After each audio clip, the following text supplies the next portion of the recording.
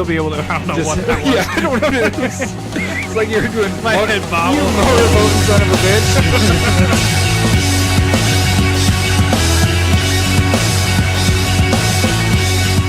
Came in with the lightning bolts. I only killed one creature. All I wanted was to bust your balls. Now all you do is retaliate. Wait, don't retaliate. Oh, it's like I haven't heard that song before. That was we're fucking re-recording. Yeah. Who is it? What is it? Miley Cyrus Wrecking Ball. What? I did not know you were going to sing that song at all. Yeah. A little behind the curtain. If you do not follow us on Twitter, I did mention today, or we mentioned today that that was him. We recorded our episode last night, and actually in the recording, or pre-recording, we were literally in a cave, and then it was more echoey than we expected. It was so insane how echoey it was. It was awful. But the crazy part is, like, we do a little test beforehand, and we've talked about this before. This is like our number one thing that we have a problem with every, now it's every 3 months maybe now? Yeah, it feels like it. Yeah. Well, I'm just saying, in the beginning, we almost had it every other episode. It was every episode. So we got our settings down. Well, yesterday, those settings weren't working for some reason. Or they change magically. Yeah. Your computer has a ghost in it. I know. So then we switched it, and then we recorded, and we're like, okay, that sounds good. All right, let's start it over and do it. Awful. Right away, it was just bad. So, anyways, this is number 2, episode 47, or take 2, episode 47. 47.1. Yeah. But anyways, welcome to CommanderSmiths. We are the CommanderSmiths. I'm Adam Smith. And I am Lowry Smith. Don't worry. We're cousins. Hey, we got that down pretty damn good. That's how we're doing it. So anyways, we're going to kind of run through things really quick this episode, because we've already done it. We've done it. So we're already we know what we're doing with yeah. But this week's episode, we're pretty much going to talk about, we played Commander last night with Adam number 2, which is, he's from... over at Not So Serious Magic podcast. So they have a podcast as well. He came over. Zach, and... Adam. And then I felt like I was just seeing twins all over the place. You should have just brought your son, and then it would have been Lowry there. Yeah, but he can't read. You sure? And his fingers are like greasy most of the time. Oh, that's my brother. Eating. That's my brother. Okay. Playing with your cards. Yeah, playing pizza hands. When you did you have card condoms then? I did. Okay, yeah, that was good. Yeah. But yeah, so we're gonna talk about a little bit of the gameplay. Then we're gonna move into. I'll quick mention some of the stories from last set, and then moving forward, we'll get a little bit more on the ball with that. And then we'll do Ravnica Allegiance spoilers. Woo! So we have a lot of spoilers. So actually, the kind of cool thing is there's more spoilers. To talk about more spoilers. Yeah, we didn't have some of the spoilers that came out today. If we would have recorded or sent out a podcast today, whatever. Smith Specs of the Week. This might still come out today. Yeah, actually, we're gonna record, and then I'm gonna go through it, listen, edit, and then I'm gonna try to post it. Bada bing, bada boom, we're done. And then you said you might have your Spotlight Commander. See, I do. Lowry did not have his Spotlight Commander. I was him and Han all over the place. I claimed every other legendary creature other than what Adam. I feel bad. We're like reminiscing of how our podcast went yesterday. Yesterday's it was admittedly amazing. Not the best. This one's going to be flipping better. Well, way better. Except we're not doing the beer again. Oh, yeah. So, Larry had a good St. Paul beer. Are you going to still... Did you still put that in the notes? I did put it on the notes. You can see what we drank. It was Summit. It was Dark one of my Infusion. favorite beers. Yeah, he was freaking excited, actually, about it. I would like to, maybe I'll go and listen to it, and I might clip in us drinking the beer, and it'll be really echoey. You do that? Yeah. So you'll be able to... I don't know what that was. Yeah, I don't know. It's like you were doing... My head bobbled. You motorboating son of a bitch.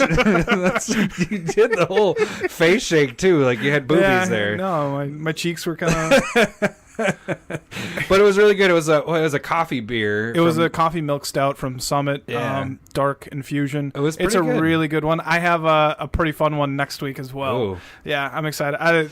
I really enjoyed those beers over Christmas. Yeah, so that was either number 1 or number 2 for me, because I do like that sour beer you brought a few months ago or whatever. I hardly remember it. Yeah, I don't remember what it's called. But anyways, so... We can check our show notes. Yeah. That's why we have it. Should we jump into getting into our gameplay here? So Heck yeah. We played 4 games. I played Niv Mizzet, Arcades, Vraska, and Brutaclad. So those were all the decks that I've made. Check out our episodes before if you want to see all those decks. Or you can even go on Tapped Out. Yeah, Tapped Out. I have the link of all of the decks underneath, so you should be able to find whatever ones we talk about. Anything that is, catches your fancy. And then as you can well that we're check not out those talking about. episodes if you want the breakdown of those if you hadn't done it before. But anyways, what I mentioned yesterday, but I'm now mentioning again, this was my first 0-4. Like, I didn't win any games, but I had a blast with this one. Like, all my decks did what they were supposed to do, except for win. All the way to that point. They just did their thing, but I didn't, I never got screwed with stuff. Where you had I think all the games were really good. Yeah.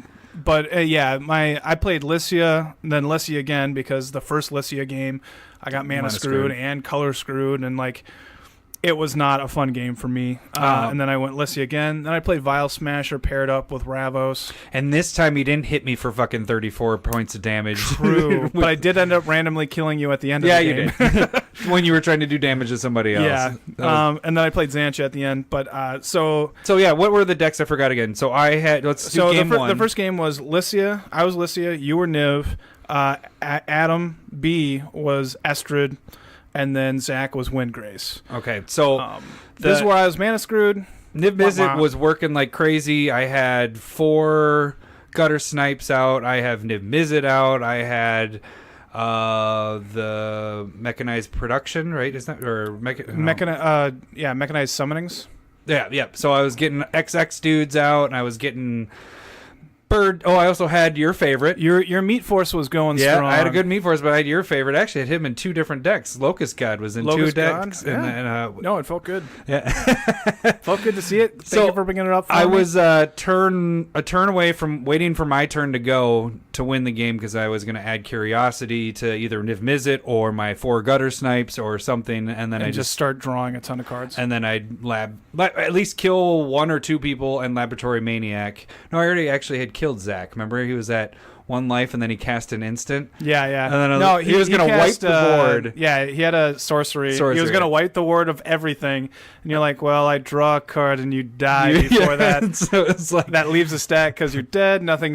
Nothing is destroyed. Yeah, so it's kind of fun with that. Yeah, it's like, but and anyway, then he's like, "Wait, I need to gain a life." And he's like, came back and he's like, "How do I do this?" Yeah.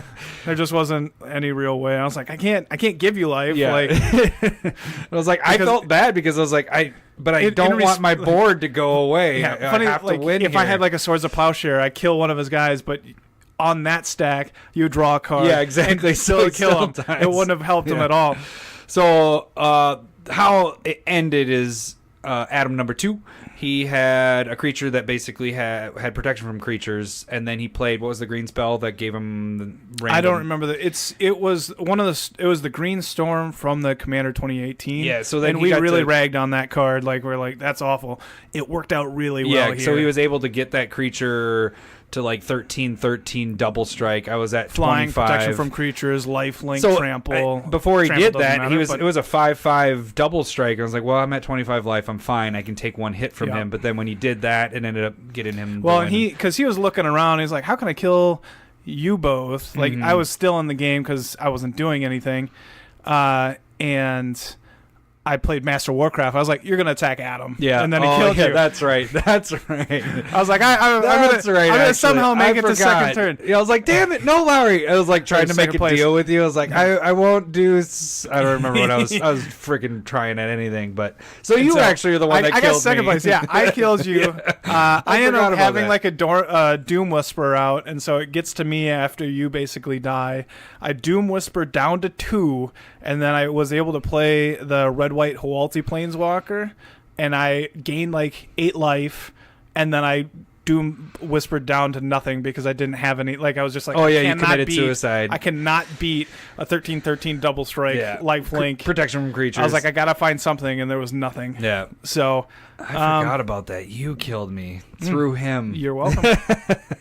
All right, so then we move into game 2. So obviously we did not win that one. No, that was Adam the number second 2. game was Lycia, Arcades, Joria, and Atraxa. So Arcades came out freaking strong. I had both I never got to use them. Meekstone turn 1, which sucks. And then I had both my walls that gave me mana for how many walls I had, and then Lowry had to be a douche and do a board wipe. Earthquake, pretty much. Yeah, for 4. That felt good. Yeah, it killed all. But then I came back again and I had a freaking huge force again. That's the great thing about Arcades is like you're able to play the walls that just help you stay alive, and then you're able to recover really fast. Yeah, with just always being able to draw cards.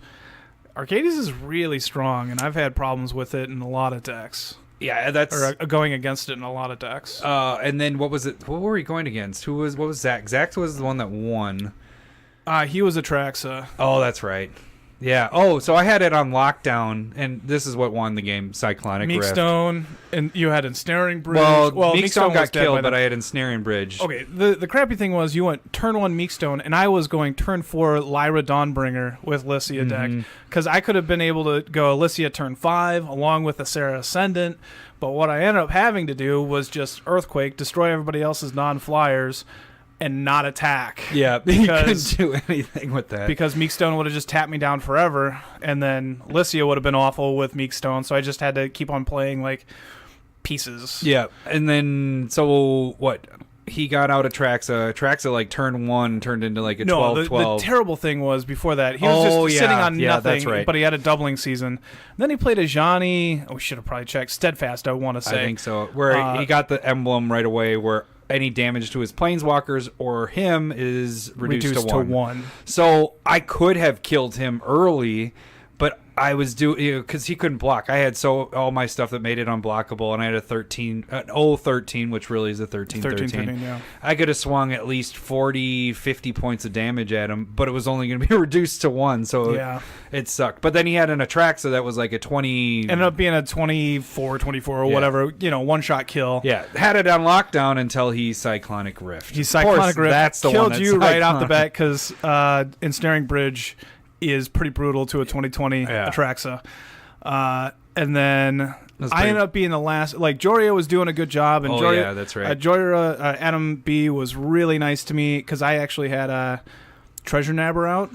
And I was like, I need a black land. And so he tapped his Darksteel Ingot to give it to me. And then I was able to play Phyrexian Arena that allowed me to keep on, like, start drawing cards and actually start hitting my land drops, because I kind of ran out of gas a little bit. So I appreciate that very much. But the problem was the emblem is what made it so you just pretty much were like, I can't counteract that. He kept gaining life with his Atraxa. He by the I ended up being again first loser. No, you didn't lose first. Or Adam, you mean second place? Yeah, second place. I got second place. That's a different way, a better way of saying it. First loser. First loser. I feel like the person that gets knocked out is the first loser. But at the end, he had a 2020 Atraxa, and I had a Sarah Ascendant that was indestructible and had Lightning Greaves on it, and I was about to play Heliod, and I was going to be able to give it Death Touch, but he would end up being at like 85 life. I had one creature out that could deal him one damage, and I gained 1 life. And I was just like, this game is over. I can't, There's no way of getting rid of emblems. That's the hard part. Yeah, that is definitely brutal when that happens. That just ends the game. Yeah, so then we move into the game 3. I played my Vraska deck, which did awesome there, too. It did what it was supposed to do. I was getting... awesome. What were the decks we were playing there? Vraska? So that one was, I was playing Vile Smasher. You were playing Vraska. Adam B was playing Niv Mizzet. And the Prune. All of these are the Prune. And then Zach was playing Lathless. Yeah. I fucking did that last year. Hit a spring. He hit a spring? I hit a spring.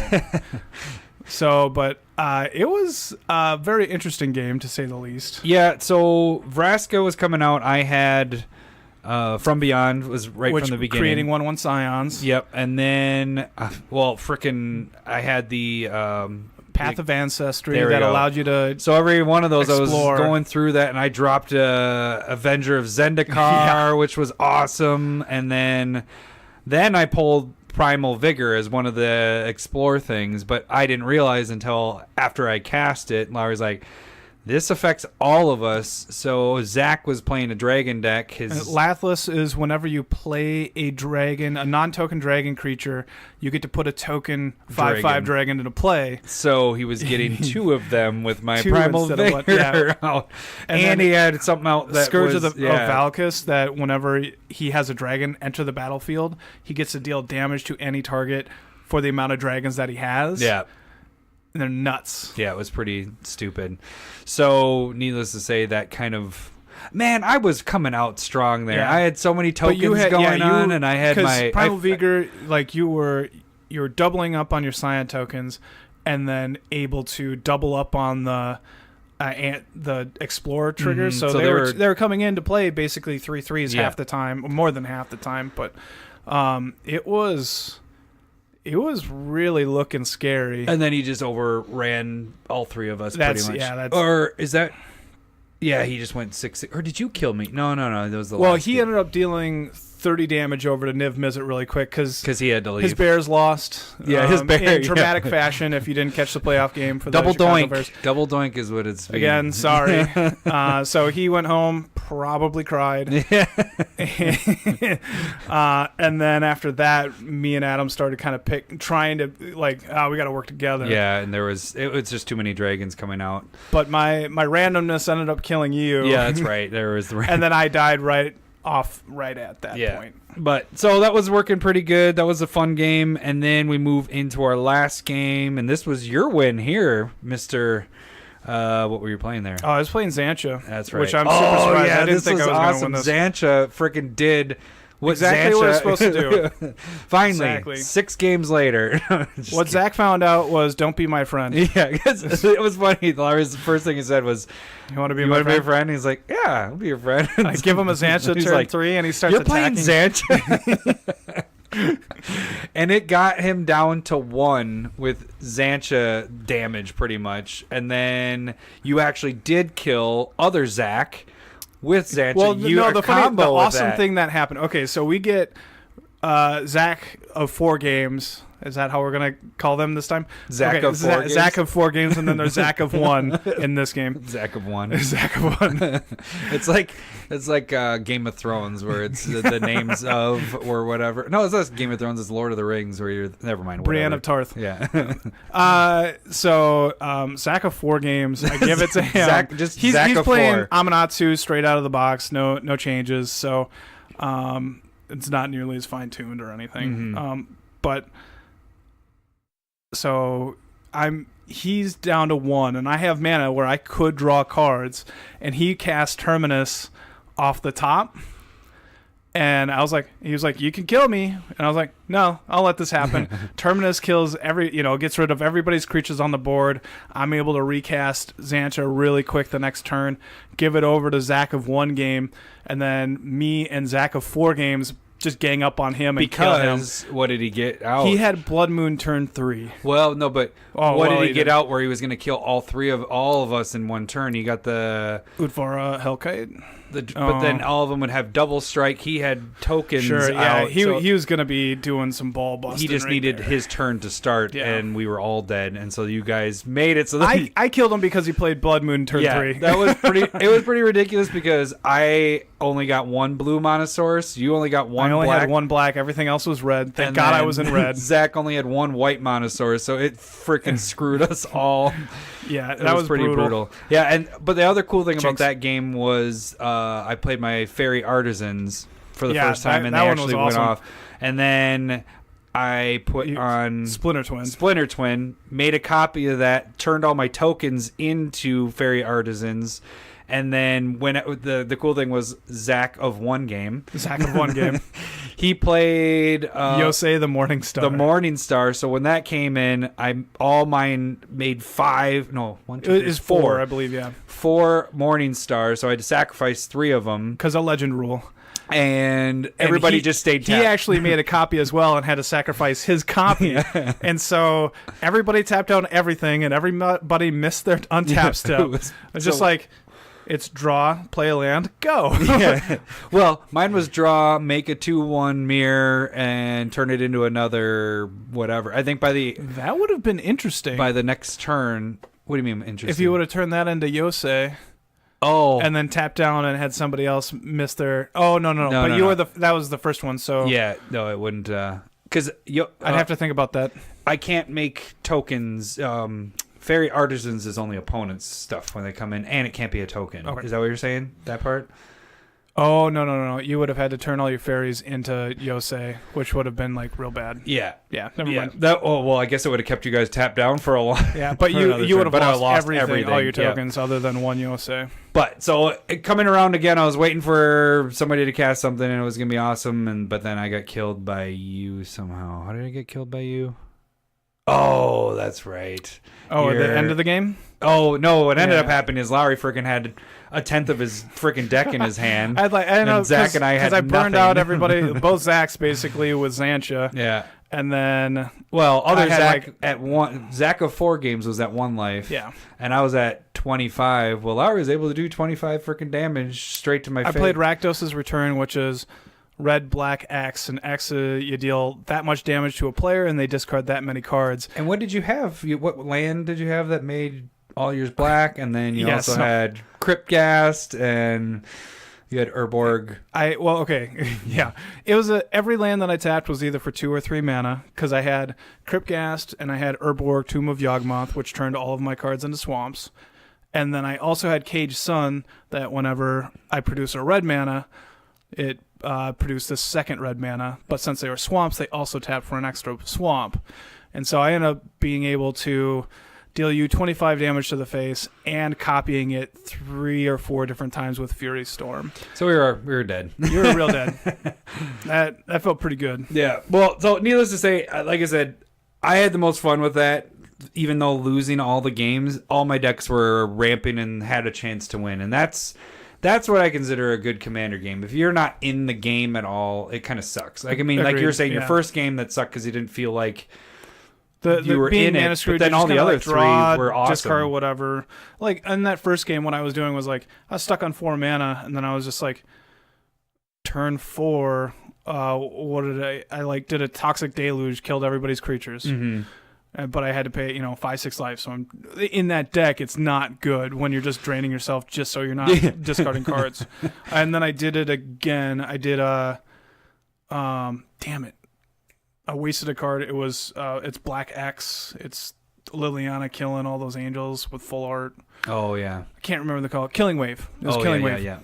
And so I had to waste a Killing Wave just so people might keep creatures around, which they did, and then I killed them the next turn, but it was not fun, and then I did nothing for like 4 turns. But the other 3 games are good for you. Those played. Those games were much better. Especially you got to win, assholes. All right, should we move into our next segment with the lore? Lore time with Larry. All right. Back in my day. Yeah, my old man voice is pretty awful. That was, okay, so real quick, since they released Guilds of Ravnica, they do stories. In these stories that they did was 1 per guild, so it'd be Izzet, Golgari, Selesnya, Boros, and Dimir, thank you. And so these 5 stories are semi-similar. They're all about down on their luck guys. We went through them yesterday, and everybody except for one story was down on their luck. We're not going to go through the stories again. I'm not going to do that again. There are no names that you know. Like, there's not at least from what you were saying. Like we didn't Lazav know. Shows up at the last paragraph of the Dimir story. Vraska and Mezarek show up in the last 2 paragraphs of the Golgari story. Otherwise, nobody else is really mentioned. Your down on luck guys are just random. Yeah, and what these stories do, if you're interested, is they're going to give you a good feel of what the guilds are kind of like and what they're going through at that point. But you don't know why any of the planeswalkers are taking over. They don't mention, I don't think anybody really knows Nicobolas is there and kind of pulling strings. And so that's what these stories are doing. They're just trying to set a tone for the plane. And I would suggest them if this is your first time to Ravnica, that's weird. if you're newer to the game, if you weren't around for the first Ravnica or Return to Ravnica blocks, these will set the tone really well for you if you haven't read them. They'll be linked down below. They take a little bit of time. I read them over kind of Christmas break. Well, one thing you were mentioning is, or you had mentioned to me, was they're coming out with novels for this. Oh, yeah. So I think it's just going to be a novel. A novel is going to come out in April 2019, probably after the whole story has been kind of unfolded. And I think generally they try and hold back on what the story's going to be at the end, like what's happening. In my opinion, it's going to be Nicol Bolas shows up in the third set after Ravnica Allegiance. And you had kind of mentioned you think it might be 3-color potentially. I think Ravnica starts melding into 3 colors, and so I would assume that Nicol Bolas, they all go with their wedge colors. So kind of like red, blue, black, or black, blue, similar to what Shards of Alara was like. And then I can totally see the other set, like the Super Friends of, Oath of the Gatewatch. I can see them being almost wedge, like Khans of Tarkir block colors. And then they're kind of fighting the big battle to take down Bolas. Nicol Bolas. That's what I see. And all these Planeswalkers that have been revealed in the last 2 sets, they are essentially the minions of Nicol Bolas. They're the bad guys. They're the bad guys. And so those guilds are the bad guilds per se. So that, if you want a good feel of what's going on with the guilds, check out those stories. And just try and have fun with it. It's not amazing writing, but it's not awful either. You just get some random weird names. Yeah, random weird names that I couldn't pronounce anyway. It was pretty funny yesterday. You guys missed it. You should have tuned in. You should have tuned in to our echoes. All right, well, we'll move into our Ravnica Allegiance spoilers. We had a couple today. One really quick one. I'll just mention this one. It's worth mentioning, but white gets a shield formation, which gives your creatures indestructible. It's 2/1 white instant. If it's the addendum, which means if it's caster in your turn, they also get a 1/1 counter and vigilance until end of turn. That's pretty decent. I would much rather with green using heroic intervention, but if you only have white, I guess it's pretty good. I just would rather it not be targeted. The 1/1 counter though with vigilance is pretty nice. Yeah. They're doing that a lot with the white. Well, white is vigilance stuff, but I don't think it's a bad one. I kind of like. There's an uncommon that they've reprinted a couple times. It's an arena. It's instant white, 2 colorless. Gives your creatures +1/+0 and indestructible. Yeah. Like I prefer that more to It feels more. And it's a 2-drop, usable. Right? No, it's 3. Is it 3? It's the same converted mana cost, almost the same card. The only difference is the 1 more toughness and vigilance at sorcery speed, essentially, because you have to do it during your main phase. And that's the point of that one, is it's a surprise. Yeah. I mean, that's why you use. And the surprise part is really the important part, in my opinion. So if you don't want it to be a surprise, you get a bonus, I guess. Giving everything indestructible is not a bad thing in Commander, though, either. More of those effects are not a bad thing. Yeah. All right. What else we got for today? Oh, this was pretty good. We got a new Wrath. Kaya's Wrath. This is going to be white, black sorcery. Destroy all creatures. You gain life equal to the number of creatures you controlled that were destroyed this turn. That's pretty sweet. Yeah, it's pretty interesting with it. It's not amazing, though. I mean, you're not going to gain a lot of life, because it's only your creatures. Yeah. But so there was a 5-mana Wrath in Kaladesh. Do you remember that one at all? It was 3 colorless, 2 white, sorcery, destroy all creatures, gain 1 life for every creature. Yeah. I'd rather play that, I believe, than this. Yeah, because you're having to do 2 white and 2 black, so it's which is semi-restrictive. Like I don't think I would much rather be able to use my Soul Ring. Yeah. Than have it so color specific. I don't see playing this a bunch, but it's another kill spell, another Wrath, which is good, and a little life gain with it. Yeah. I don't know. All right, Mesmerizing Benthid. Is that how you would say it? I would say that, yeah. 3 and 2 blue. This is a mythic. It is an octopussy. Don't shake your head. 4 or 5. Do you think you're a James Bond guy? Jeez. When it enters the battlefield, you get 2 O2 blue illusion creature tokens, and then they have, whenever this creature blocks a creature, that creature doesn't untap on its controller's next untap phase. This Octopussy has hexproof as long as you control an illusion. So it doesn't have to be those 2 illusions. If you have other illusions out in play, he still will have hexproof. True, yeah. So there's so many things that are really cool about this card. Like the tokens, I would, again, there's always token abuse. Like if you have something that doubles the amount of tokens or changes the tokens to be more beneficial, like Divine Visitation. The weird thing I'm going to kind of pick apart with it a little bit is that who cares that it gets hexproof? It's a 4/5. I mean, you know what I'm saying? Like, I mean, it's good, sure, but it doesn't have like some abilities where people are gonna be like, I need, especially in Commander, like I need to kill this 4/5. You know? Think if you were like blinking it and somebody went to kill it, they couldn't kill it if you had an illusion in play. Correct. To create more illusions. More O2s though. I mean, that's not that tap down creatures if they block them. Yeah. So it's more of deterring people from attacking you, but it's not so amazing. Like, I could see this being on like having more abilities where then you're like, it needs hexproof because it's so good.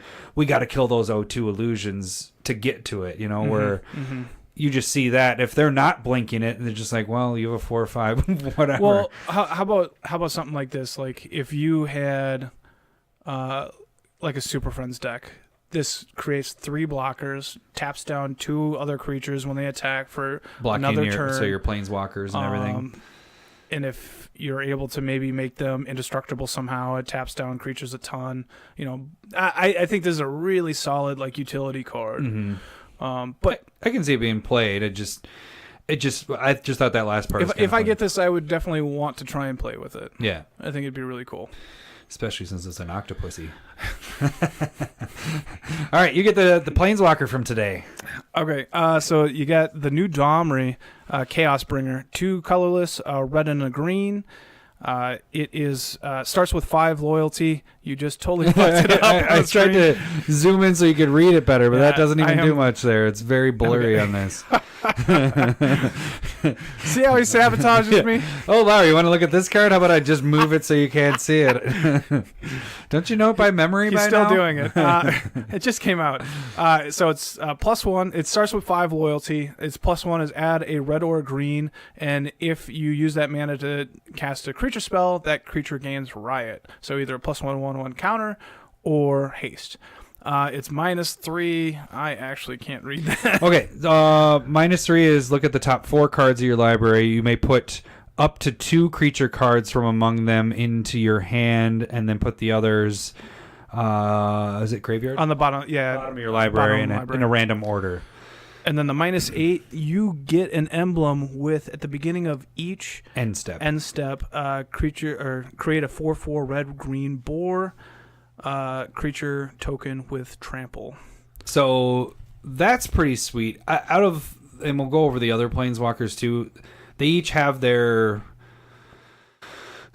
abilities that are, their ultimates. This one I feel like is more of a, you could potentially win the game with the ultimate, but not that turn, because you're not going to get anything that first turn until you say go.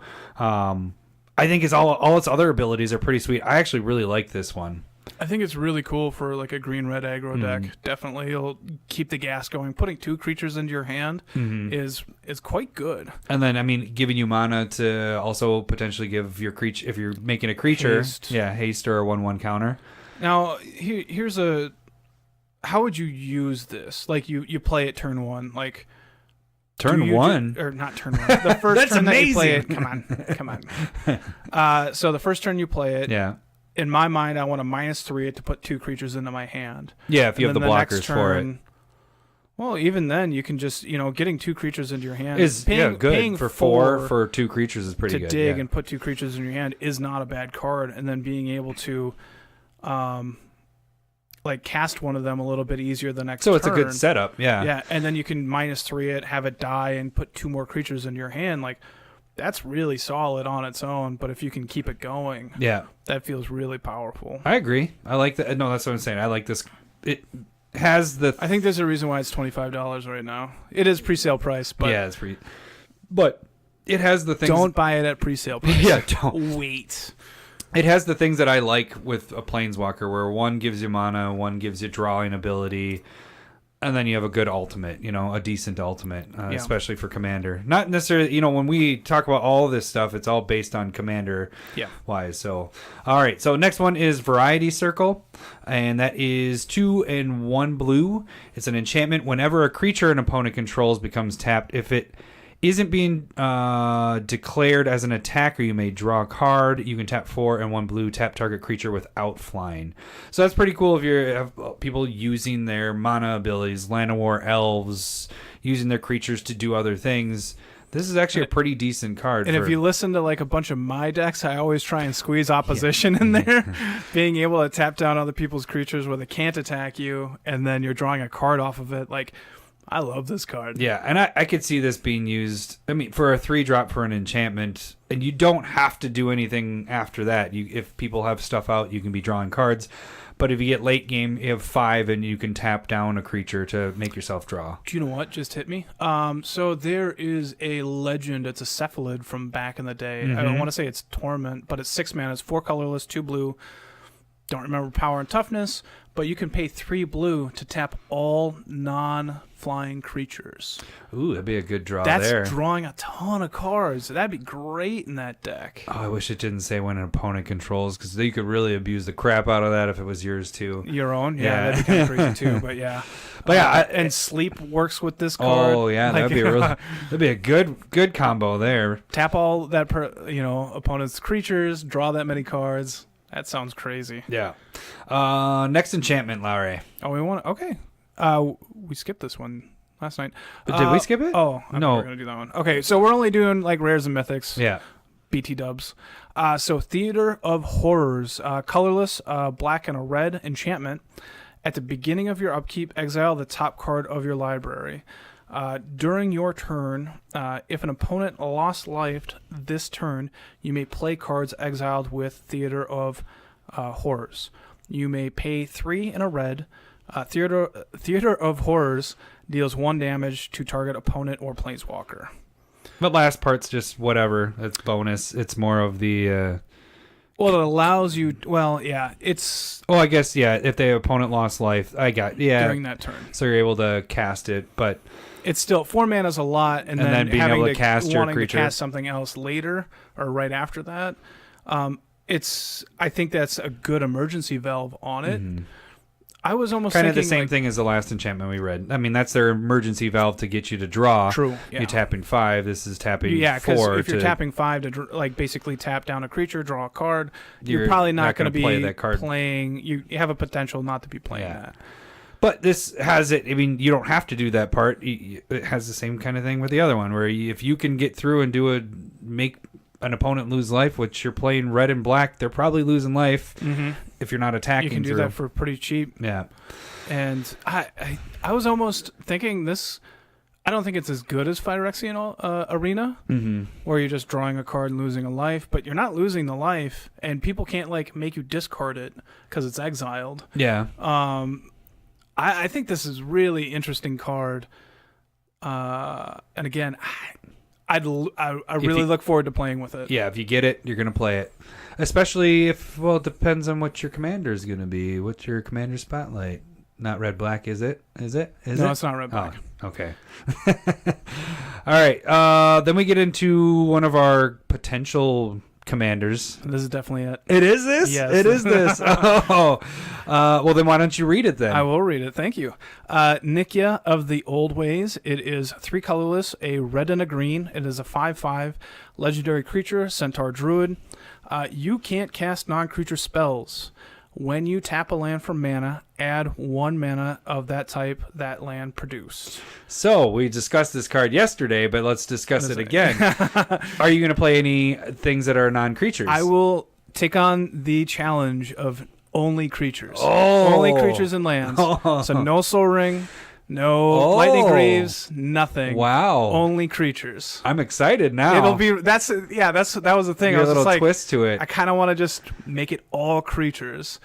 I like it. So, now I'm excited for you to build this. Have you started tweaking? I have been putting cards together, and there. Of course you have. This is last night. You did not know what you were doing at freaking 12 o'clock at night, and now you have a deck already, probably 90% put together. No, 80. 75. Oh my god! I haven't even touched mine, and I've known what I've been doing for like 2 days. I probably have a stack of like 80 cards ready to go. It's so much easier though. Yeah, I don't have to go through like all of the. I don't have to go through any of the instant sorceries, enchantments, artifacts. It's just land and creatures. It's really easy.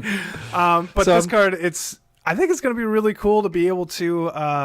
The other thing was like I was starting to put cards together for the green-blue enchantment or legend that we'll get to eventually. Talk about. That's what I was planning we'll on. To him.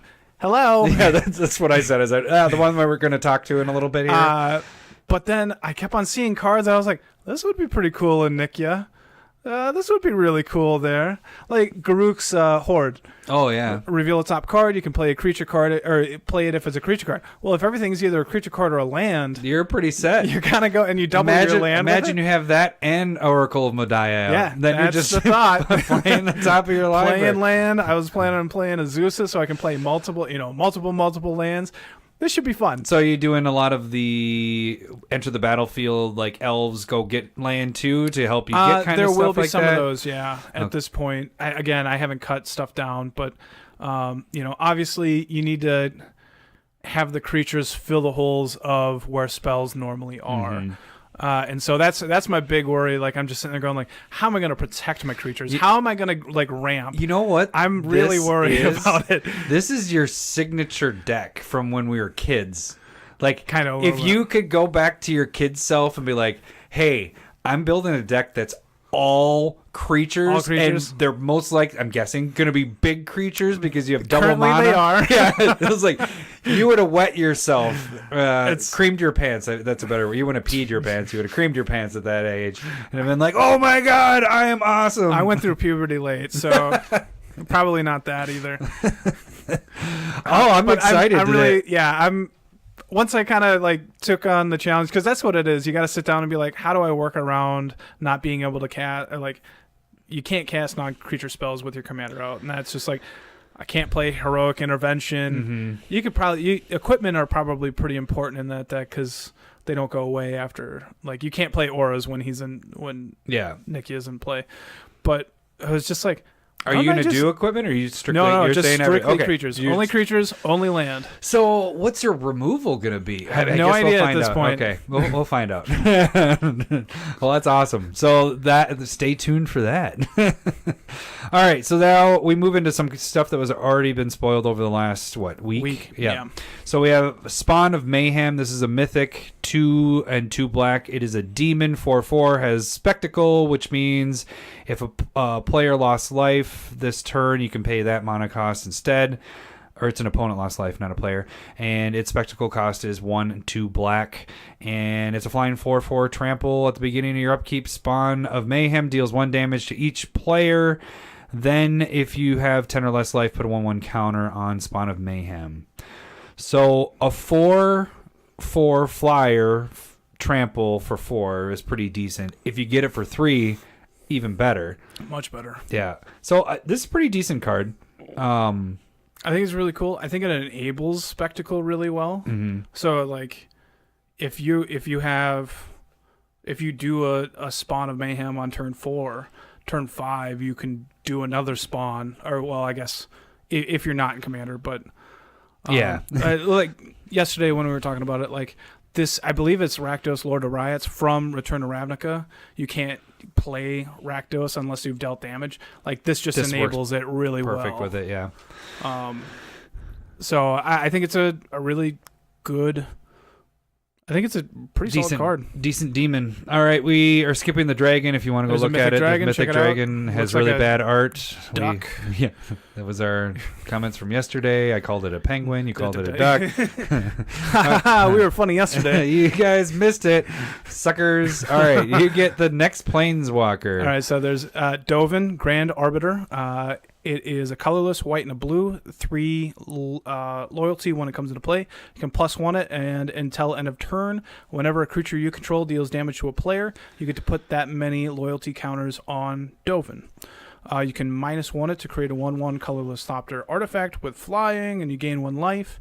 And then you can -7 to look at the top 10 cards and put 3 of those cards into your hand. This one yesterday, I liked this one the best out of, well, we'll get Kaya here in a little bit. I just like that you could potentially, you're going to be putting this in a lot of counter deck, like not counter spells, but tokens or tokens, creatures. Yeah. This potentially could get with up to maximum, you know, it's ultimate in the first turn, you know, if you have enough stuff out before he even comes out. You can play him, you can put a ton of counters on him. And that's protection in itself too as well. So if somebody's able to crack back, they got to commit a lot to it before they're able to kill it. And then even if this is your turn 3 and you're playing him, you're able to put a Thopter and gain a life. You know, you could do that potentially 3 times, 2 times, or whatever. You know, 2 times. You're just going attack Thopter, gain 3 life isn't awful. But even in that, you're making Thopters that if you +1 it, and then your Thopters that you made hit, well, then you just up him up another 3 points, you know, or 3 loyalty. So I don't know. I like this one. He's pretty decent for what we're doing. Yeah, I think he's going to be pretty cool. What's he? I think it's a utility 15. one. 15. Again, pre-sale price. Yeah. I'd probably wait. It's funny to go off of that. It just gives you a good guideline to see where it's at, but those prices completely so like changed. Emergency Powers was the blue-white mythic we talked about earlier. That card started out like $25. Now it's down around $6. Yeah, hold off on it a little bit longer. Next card is pretty freaking sweet. I mean, we talked about this before. I shouldn't say that because we talked about it yesterday. Yeah, no shit. Sherlock. So is this how you say it? Hydroid Crassus? I would say it that way. Crassus? Crassus, yeah. So it's a jellyfish, Hydra, beast. Green-blue X. Whenever you cast a spell, you gain half of X life and also half of X cards rounded down. So if your X was 2, you get 1 Draw life. Draw a card, gain a life. It also is Flying Trample, and it comes in with X/1/1 counters. That is not halved. It comes in with whatever you paid for X. Yeah. So it's pretty interesting. I mean, you get this early, kind of sucks, but in Commander, if you get this really late game, you could be refilling your hand back up with this card, and you're getting a beast out. I mean, you're getting a beast. Well, you're also getting a jellyfish and a Hydra and a beast. But you're tapping 8 for this, 6 mana for the X. You're 3 and 3, gaining 3. And then you also have a 6/6 Flying Trample. 4/4. Oh yeah, 4/4. Yeah, sorry. So no. What'd you say? It would be a 6/6. Are you paying 6? I said 8. Oh, okay. And then the 6 was the drawing. I don't 3. always pay attention to you. You paid attention to agree with me with the 3, drawing 3, gain 3. Yeah. So it's just kind of a really cool wonky card. You know what's funny is with all its subtypes of the creature types and everything. How many people do you think get confused and think that it's a legendary creature when it's in play? I was just about to say that. My friend Nick, right when he saw it, he texted me, "Jellyfish Tribal!" And I was like, "What?" He's like, "Oh, shit, I thought it was a legendary creature." I'm so disappointed now. Because normally when you see it that long, you're like, "Oh, it's definitely a legendary creature." But no. It's so many weird creature types. I can't wait until a jellyfish becomes relevant as a tribe. Oh, this should have awesome. been... Do you know how many, there are multiple creatures where I wish they were just legends. Like this one I wish it was a legend. It'd be a weird legend. I wish though, that octopus we talked about was a legend. That would be the best octopus legend that there is. Yeah. You could go Illusion Tribal, Octopus Tribal. Like this, you could easily go, Jellyfish Tribal. They can fill that out. Man of War for days. Yeah. It more looks like a snake to me than a jellyfish, Hydra, beast. That's the Hydra beast. That's the Hydra part. There's multiple snake heads. Yeah, I guess, but the other, I don't know. Well, see that blob back there? That's the jellyfish. That's the jellyfish part, yeah. It almost looks like that's the cobra. Well, it's dehydrated because it's out of water. Nice. All right, you get the next planeswalker. Can you read that one? Okay, so... It's Kaya Orzhov Usurper, 1 white, black. It comes in with 3 loyalty. Exile up to 2 target cards its +1 is exile up to 2 target cards from a single graveyard. If it's a creature, at least one of them is a creature, you gain 2 life. Its -1 is exile target non-land permanent with converted mana cost 1 or less. And then it's -5 is she deals damage to target player equal to the number of cards that player owns or in exile. That player owns in exile. Yeah, that player owns and you gain that much life. So commander-wise, I mean, you're going to be gaining life, exiling people's graveyards and all that stuff. The -1, you're getting rid of soul rings and sensei tops. Yeah, that's one. Pretty much if it could be 2, I think that'd be a lot for commander better for us. Yeah, it's going to be used like and signets and talismans. You were saying when we were talking before the cast. Yeah, this is vintage and maybe some legacy. And where I was excited, I was thinking about using her as my commander for this set and having it be Eldrazi Tribal, where with the ingest and exiling a ton of stuff. I didn't know if there was enough support. I got a little bit more excited with the Centaur Legend. Yeah, I think that's gonna be cool. So I think it's a better pick. Plus, it's a legal one where I always feel bad when I'm playing my Vraska. I always have to be like, okay? "It's all right, guys," that I'm playing with this Vraska deck that's not legal, commander, whatever. If we were playing Brawl, it'd still be illegal because you don't have any standard cards. But beside the point, if you were playing Brawl, that's all I gotta say. You can do it. All right. So this, I think it's a cool card. But yeah, it's definitely not geared towards us. Yeah, it can be used in Commander. I mean, the number one, the +1 is definitely going to be you're going to gain stuff. But I mean, your other stuff, I would use other things instead. Yeah, I guess is my point. All right, Prime Speaker Vanifair, 2 colorless, a green and a blue. This is an Elf Ooze Wizard, 2/4. You tap it. Sacrifice another creature. Search your library for a creature card with converted mana cost equal to 1 plus the sacrificed creature's converted mana cost. Put that card on the battlefield. Shuffle your library. You can only do it as a sorcery. Only as a sorcery. Yeah, good point. So this is Birthing Pod. Yeah. As your creature type, as a creature. As a creature. Combo. That's kind of where I was going when I was building it. I was like, I hate this. It seems so boring and just linear up to you have your top creature on the food chain that you're always basically trying to get to. So did you start to tweak this? Start to make a deck with this? I was compiling cards and then I think I got done with green, and after seeing Garruk's Horde, I was like, actually, there's pieces for the other. Yeah, Nick. Yeah. Yeah. So, but this one, if you have an intruder alarm, it's $20-$25 now. And if you have a Thornbite Staff, that's up to $9. It seems like a lot of people are excited for it, so it could be really interesting. Well, people like the ones that go, combo. Yeah. I win the game. Woo! So, I think it's going to be really good and really powerful. I just don't know if it was going to be fun. This one is an Elf Ooze Wizard. You got to say that the Simic creature types are so good this set.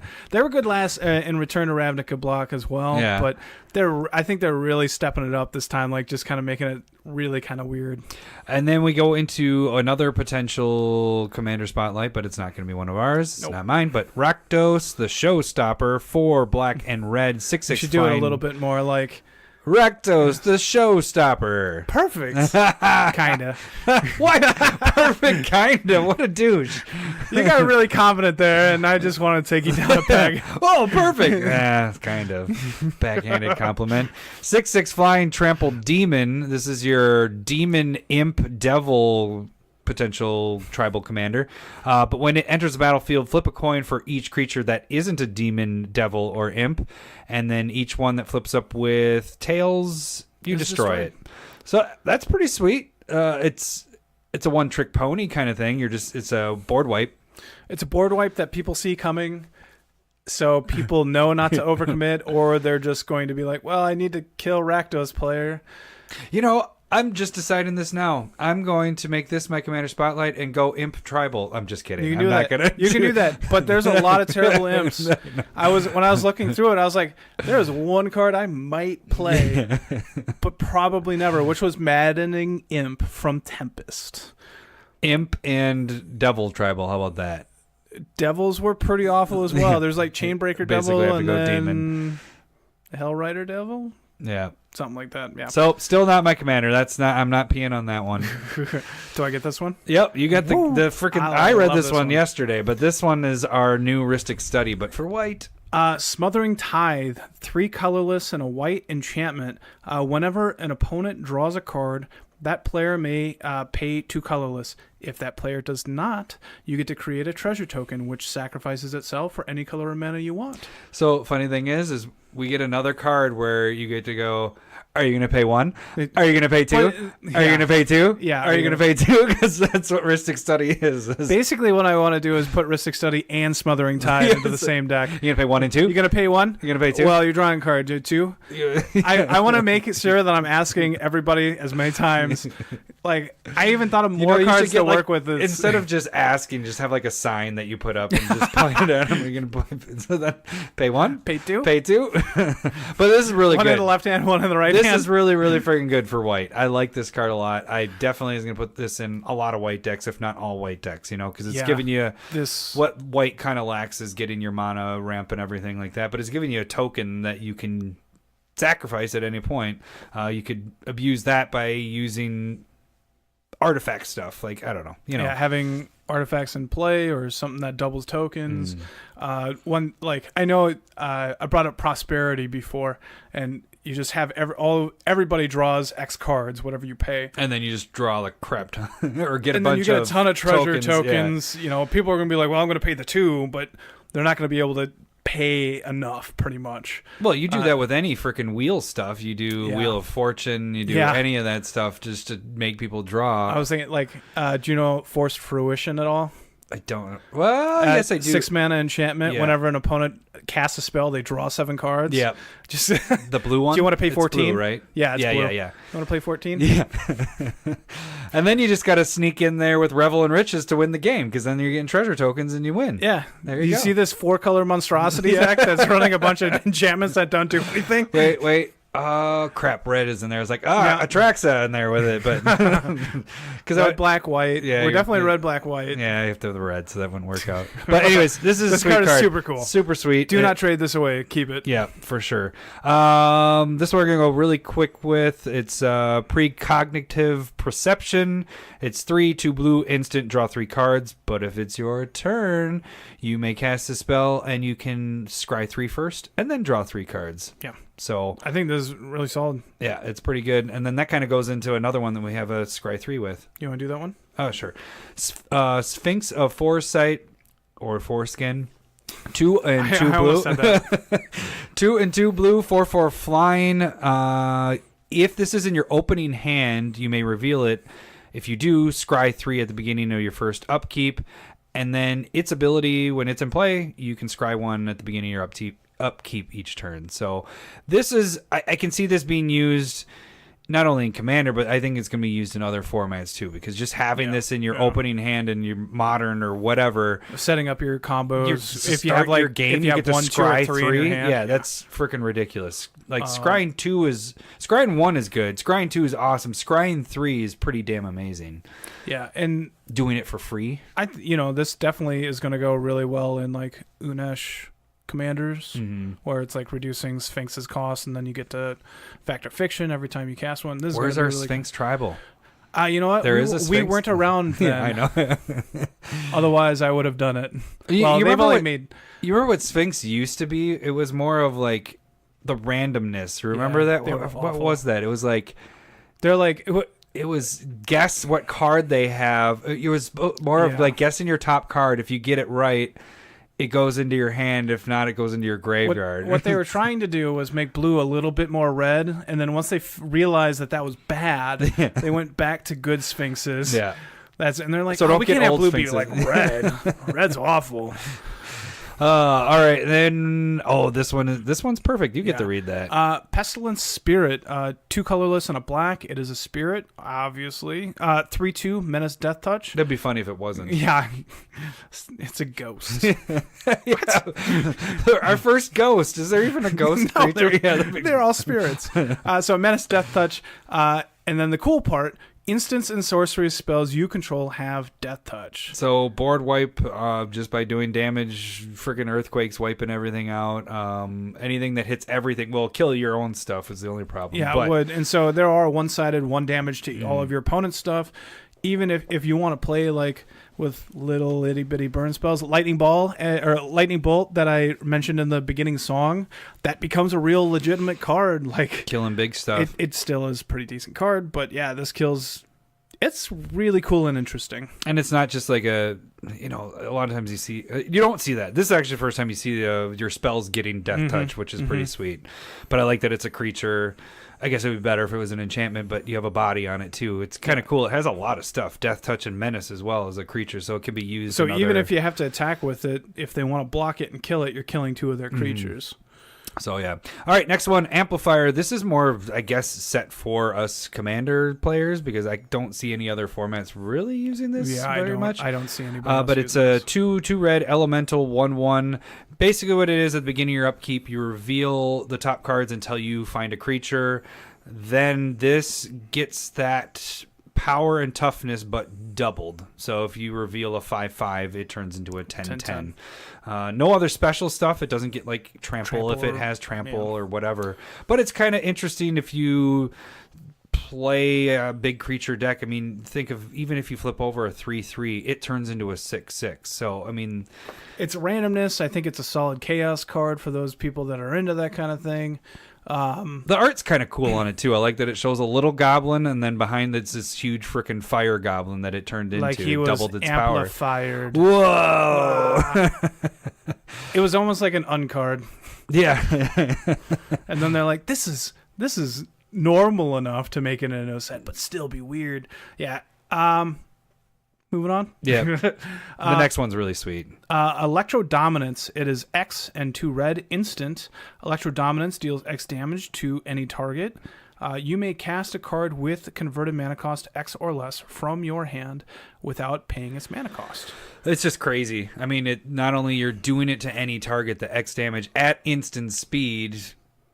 You get to cast something for X or less. Like, it doesn't have to be exactly X. It could be X or less, and you can cast it for frickin' free. Like, that's awesome with this. It kills all your... I mean, not kills all your... But you're not using fireballs anymore. Yeah. No, being able to cast a spell off of the spell seems really powerful. You had mentioned something yesterday when we were talking about this, about the... So, from my understanding, a couple of things is that you can cast... Ancestral Vision, so those spells where you can suspend them for a cost, but they have no mana cost. You get to cast those cards off of this.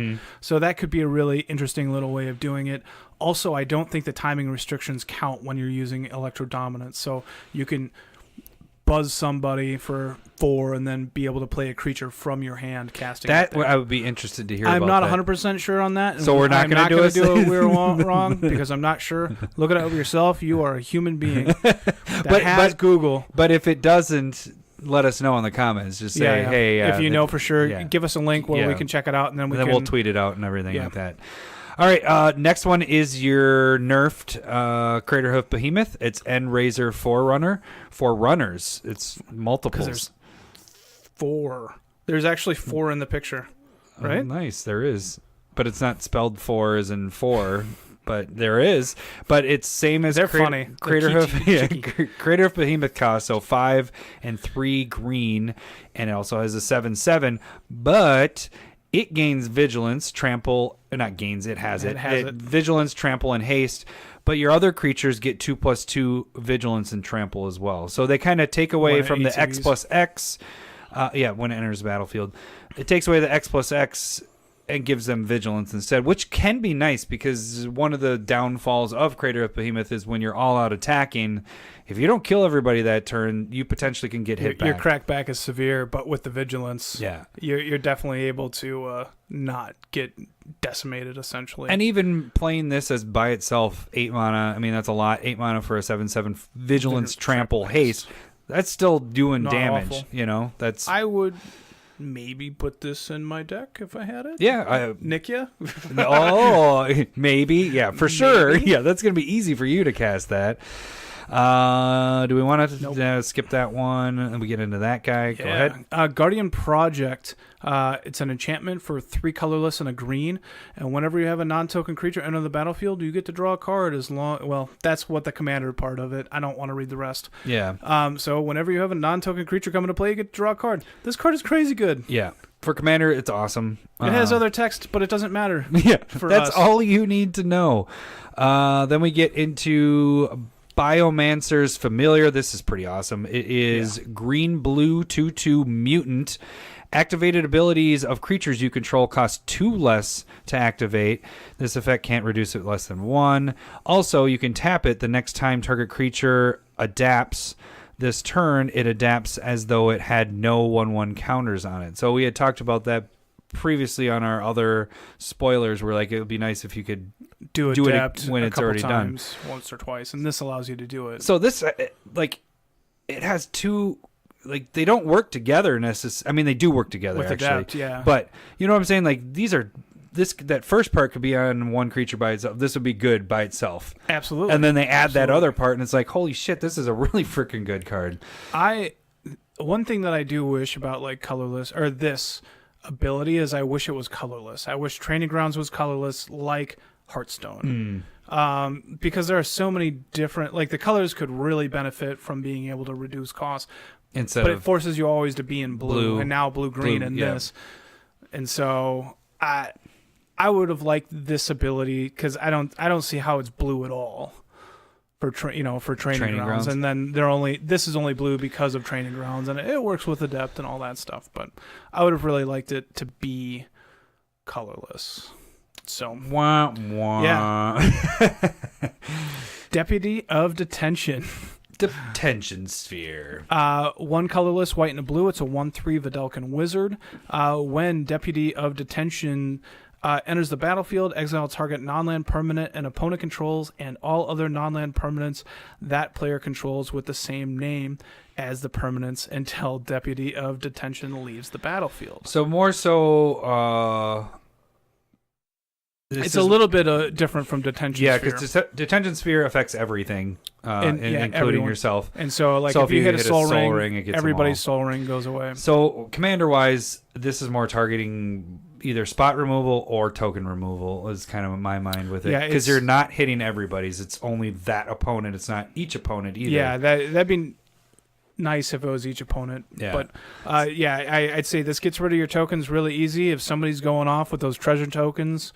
You just kind of take them all. Yeah, so I think more so that's going to be used in other formats more than our format, Yeah. So, all right, next, another legendary potential, your general for Commander. No. Judith, that's all I'm going to call her. No, the Scourge Diva. It is 1 black and red legendary human shaman. Other creatures you control get 1/0. Whenever a non-token creature you control dies... Judith deals 1 damage to any target, and she is a 2/2 as well. Yeah, this one's like, she's I think legendary. It's almost like worse than Blood Artist. Yeah. It feels like if it was every creature that went into the graveyard, that'd be a little better. Or if it was every creature you control, but it's not even that. It's just non-token creatures you control. Like, it has so many of those fine making sure you can't things. Break it. It's not even not broken, but like they're making sure you can't use it in a fun way. We don't want you to have fun. Yeah, I just don't think they way underpowered it. Yeah, I agree. Did we talk about this one before? We did. Okay, so that's the last one. My commander. Should I do it then? It's all yours. All right. So it's kind of funny. It goes. Was yours the first one we talked about too? Yeah, Maybe. Yours was the first legendary. So Teysa Karlov is 2 white, black, human advisor. She is a 2/4. It's your Panharmonicon, but for death. So if a creature dying causes a triggered ability of a permanent you control to trigger, that ability triggers an additional time. And then the little bonus to it is creature tokens you control have vigilance and lifelink. Yeah, so the reason why they have it here is because Afterlife, that's a death trigger. Mm-hmm. That would, if it has Afterlife 1, you'll get Afterlife 2, essentially. Mm-hmm. And if you have something that has Afterlife 2, you'll get Afterlife 4. That's really good. It scales really well. So kind of a little foreshadowing, not backshadowing. Our specs kind of deal with this a lot and deal with the demon Rakdos. Devil. Yeah. Rakdos the Showstopper. That's how good. I would have done that. No, but it was really bad. It was better than yours. God, you're such a douche. Why are there's no beer? There needs to be beer here because you're being a douche. We drank yesterday. You're fine. But yeah, so I haven't even started mine, and I've known for a day, and Lowry's 80 cards ahead of me on this, so... Yes. But yeah, I'm going to do... I don't know. I have to decide if I want to try to wrap in the tokens in there, if they're just going to be a natural thing that happens with this. I did just tear apart my Orzhov, that Ghost Council dude. Yeah. So I might be using stuff that was in that deck. So, like, here's something that, if you want to compare, like, Teysa to Judith. So Teysa is any creature dying. Yeah, so it triggers opponents. anything you have. So it's opponents, it's tokens, it's, all of your stuff. It, like, that's how a legend, like, is supposed to kind of be. Judith is just, like, your creatures, but non-token. Yeah, and specific. Also, yeah, it's very specific. And their names need to be Wendy. Like, that's so ridiculous. Yeah, you're right. Judith hates Wendy. It shouldn't be a legendary creature, is what it basically comes down to. They're just better cards that uncommon that aren't legend. Although if you go to Dominaria, there's definitely better uncommon legendary creatures there. Also true on that part. There's so many that are better than that. This one's pretty sweet. So there's a card, there are cards out there that gain you a life whenever a creature goes into the graveyard. If your opponent's creatures go into the graveyard, you gain 2 life. Or like you had mentioned, Blood Artist is going to do twice. 2 damage to everybody. Or one person is that. Yeah, Blood Artist is you get to choose the player person. Yeah. But yeah, but a lot of those are going to be in this deck. Yeah, because killing creatures is my thing to do. Teysa's a really good, solid card. Judith was just poorly made. Yeah. They were just like, we need a red-black one. Yeah. we need another one. That's the funny thing. It's got to be aggro because it's red-black. We were waiting for green-red, and that was the last one to get spoiled. And you're like, I just want to wait and see what happens with that. Yeah. And then I was like, it got spoiled. You probably don't want to make it. But now, with your idea, I'm actually really excited with that you're not specifically only creatures is going to be awesome. Yeah, I think it's going to be really hard. I'm going to just get, like, one wrath, and I'm like, fuck.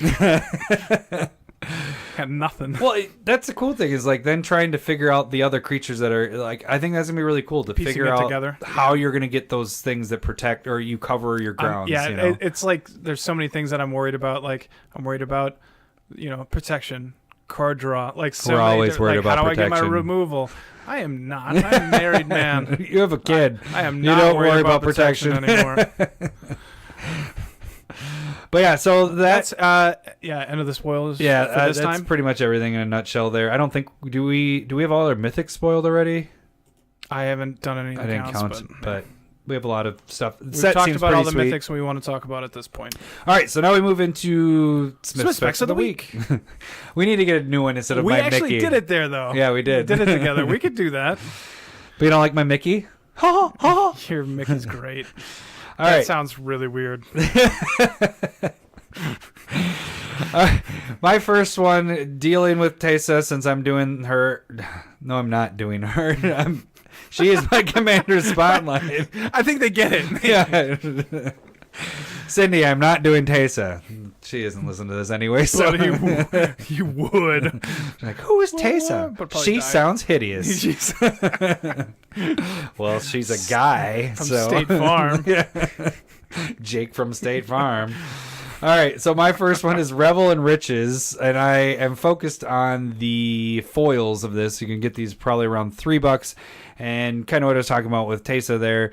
It's whenever a creature enters the battle or leaves a creature or an opponent controls dies, you get a colorless treasure token, and if you have 20 or more at the beginning of your upkeep, you win the game. Well, if you're double triggering everything and wiping the board, or creatures are dying, opponents, you're getting double the trigger with that. Yep. So potentially could be a game winner, alternate game win. So this definitely will be in that deck. I don't know if it really will spike right away if it gets used with Standard. It's a high casting cost for Standard to be using it. Mm-hmm. So I'm more focused on this one being for Commander driven if people start playing with Teysa more. And I think it's actually a good card to be played if you're playing black, you're playing a lot of removal a lot of times, killing creatures and all that. The thing is are they going to play 10 creatures by the time with Teysa in play to trigger off of it? The 20 counter, or it's 10. I said 20. Oh, is it 10? Yeah, sorry. If you can control 10 or more. So I screwed that. That's very possible then. So, but I was just about to say that's kind of like a side thing to it. I mean, you're gaining treasure tokens. Getting the ramp. Yeah. But you're at 5 already, so you should be playing a lot. But now that I'm saying 10, that's even better. Yeah, much better. That's a little bit easier. Then you just need 5 creatures to die, and you freaking win the game. With Teysa in play. Yeah, that's actually pretty doable. Yeah, that's very good. With 4 players. 20, because we talked about it, I'm pretty sure it was 20 last night. Yeah, as well. I think it was at 20. I was like, that's a stretch, but yeah, it's a good side. You just assume because a lot of the game winners are 20. They don't normally 10 do 10. On this is very doable. Yeah. You need 5 of your opponent's creatures to die with Teysa in play. Yeah, that's actually... Fuck it. Buy a bunch of these now. This is awesome. No, I'm just kidding. Well, if you Wrath, you win the game. If there's 5 creatures out, they're not going to crack back and kill it. You're not going to. That's a game winner. Yeah, I'm pretty sure it triggers. Yeah, off of a Wrath, even if Teysa dies. Pretty sure. Oh yeah, for sure. Well, even a Wrath by itself without Teysa out, with 4 players in the game, also true. You're most likely going to kill 10 creatures, you know, or close to it. You know, so. You had 4 gutter snipes on your own. Yeah, that was pretty awesome. All right, one that's very similar. That's a pretty damn good card here. This is where I lean a little bit further towards that way. Black Market, which is 3 colorless, 2 black enchantment. So a 5-drop as well. Whenever any creature dies, you get to put a counter on it, and for as many counters during your first main step, you win the game. You get that many black mana. So this is pretty awesome because it stays there, and it's only for you, and it's for all creatures. So even if your creatures die, you're getting the counters. And with Teysa, that doubles up. I've seen you use this where you're getting 15 mana at the beginning of your turn without Teysa in play. Yeah. Like, this card can get really powerful in a Commander game. Well, before they printed it twice in Commander sets, it was like a $15, $20 card. So and its foil sitting at 40. I do not suggest that, but the regular from Commander sets are sitting around $4 or $5. And that's been creeping up. It was under $3 before. Yeah. So if you would have bought it, you made $1 already, but with Teysa, that's the thing is you got to think about with Commander players, they'll start buying these up a little bit more. It takes a little bit longer for some of these spikes to happen, unless it's Tribal kind of makes things go crazy. Sure, yeah, but Tribal's so easy to pick out. Yeah, because, for example, the ninjas, I sold all those, or what? Not all of them, but they a lot of them sold right away. And then there's been a big lull, but over the past month, when I was gone in Florida, I sold all but one of the what's the ninja that has the promo art? Ink Eyes from the vault. So I sold all but one of those. All of a sudden, just randomly, people were buying the ninjas. Christmas. Yeah, they were like, I didn't get my ninjas. Yeah, and so I was still selling them at the top price that I was getting before. I think for $12-$13 or whatever for each of them. Okay. So and that's the thing is like Commander players, they'll always be buying them. It just sometimes takes a little bit longer. Mm-hmm.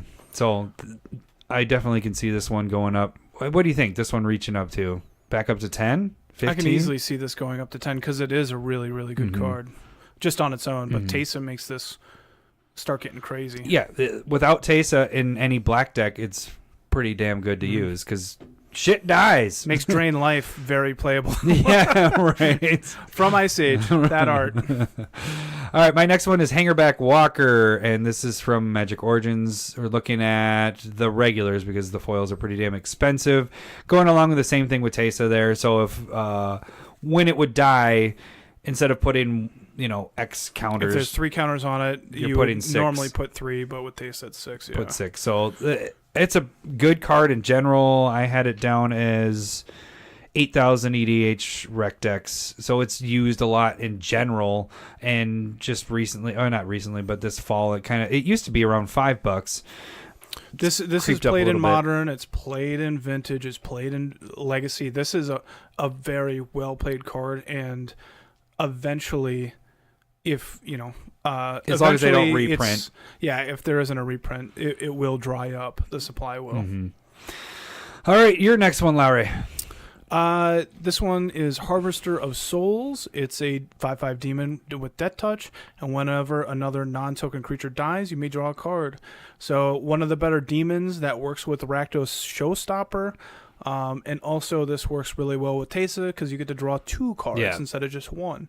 And you're talking about the foils. And the foils. Obviously the foils. This has a reprint in Conspiracy. The foils are sitting around somewhere in between $1.50. And it's just and again, it's a solid draw engine for a Commander game. Yeah, and the thing is, it's any good. Creature, yeah, it's the same thing. It's good without Teysa, but the Teysa makes it that much better, and the demon Rakdos makes it even better. So like, I've looked at this card. I think it's actually in a deck or 2. I don't know if it's any of the decks that we made this year, but this is a good card in general because shit dies and you can draw from it. Generally, yeah. But yeah, so Harvester of Souls is a pretty good card. Pretty solid card. It's really cheap. Foils. Go for it. My last one is, let's see if I can do it this time. Kokusho? Right on. Yeah, the Evening Star. I love this card in general, but I'm more focused on the foils from Iconic Masters. They're sitting around $13. Again, Teysa with that.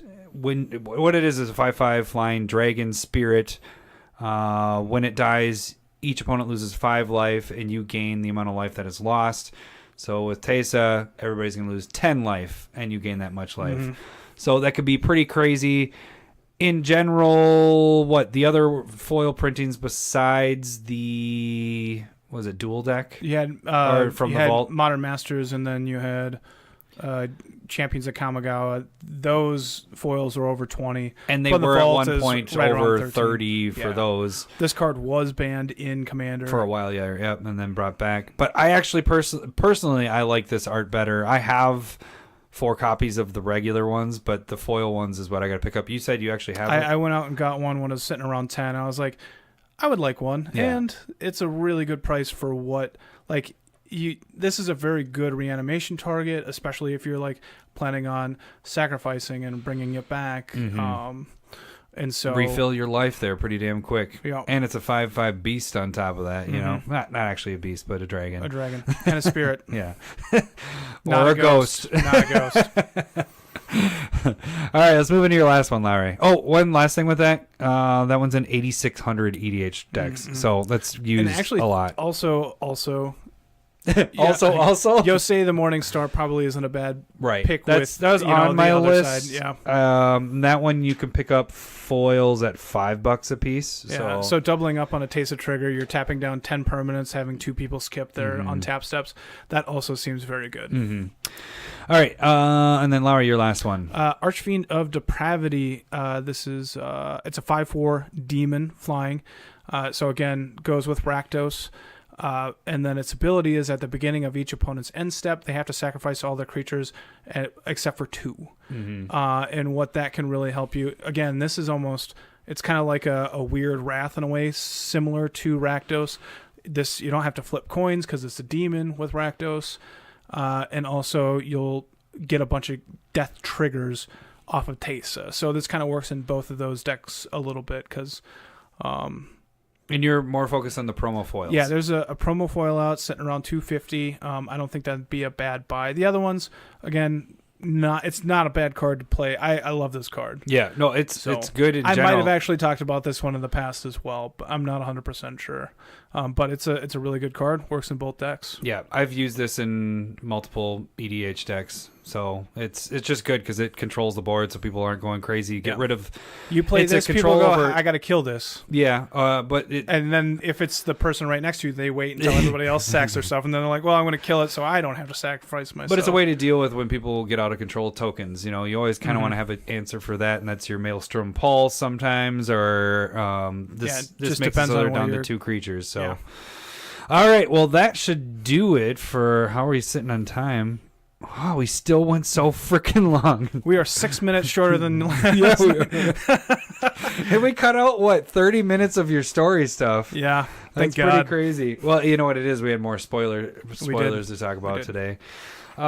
So count yourself lucky. So one thing I do want to make mention is we're getting close to our battle boxes coming out. Good point.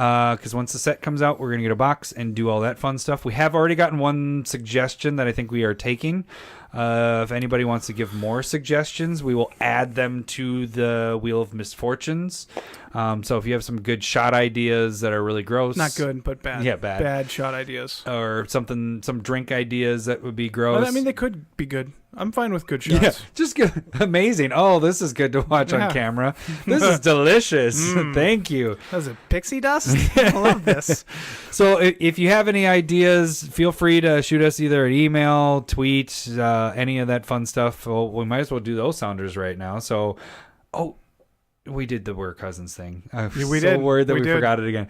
Anyways, so you can follow us on Twitter. At CommanderSmiths. You can Gmail us. At CommanderSmiths. I said that really weird. Gmail us. You can Gmail. Did we do this at the beginning? We did. Okay. Gosh, it's just blending all together. And then it's such a long episode. You forget that first 10 minutes. Or you can subscribe, like, share all our stuff on YouTube. At CommanderSmiths. There you go. But yeah, so if you want to give us some ideas, those will be the places to put it on there, because we do see it. Even if you put a comment on YouTube, one of us sees it, one of us makes a comment back or likes your comment or whatever. Yeah, we appreciate all 4 of you making comments. We do appreciate it whenever you interact or kind of spread our name out there, tell other people. That helps us, as in, like, makes us feel good. Yeah, gives us the feel goods. But again, I want more ideas, because Lowry's going to make a bad bet again and have to take a shot with me if I not say a word. It's going to be like dead silence on my side on the video. I'm just going to be like, I'm not going to say anything. You're screwed. I'm going to get a foil mythic and I'm going to be like, yay. If you don't know what we're talking about, watch our battle box video from last time, because Lowry made a terrible bet. I know we've mentioned it before. It wasn't a terrible bet. Like, it was an even bet, essentially. Like, yeah, it didn't matter. Your box topper was so much better than mine. It would have counted that as a win for you. It didn't matter, is what it was. If I would have had to take double, we still have been doing it. So whatever. All right, that should do it for this week. We will catch you guys next week. Thanks for listening. See ya. Bye.